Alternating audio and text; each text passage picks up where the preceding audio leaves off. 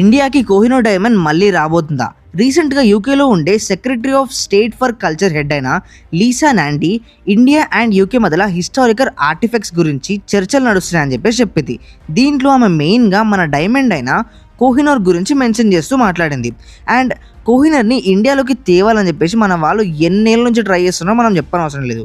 1849లో British వాళ్ళు 10 సంవత్సరాల మహారాజా దులీప్ సింగ్ దగ్గర నుంచి కోహినూర్ని గిఫ్ట్గా తీసుకుంటున్నాం అని చెప్పేసి వాళ్ళ దేశానికి పట్టుకొని పోయారు.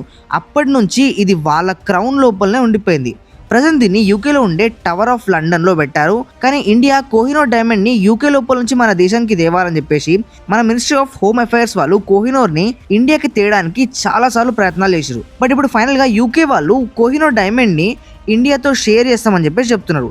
జాగ్రత్తగా వినండి, మనకి మొత్తం ఇస్తామని చెప్పలే, జస్ట్ షేర్ చేస్తామని మాత్రమే చెప్తున్నారు. మరి కంప్లీట్గా మన ఇండియా లోపలికి ఈ డైమండ్ ఎప్పుడు వస్తుందో మనం కూడా ఎగ్జాక్ట్గా చెప్పలేం.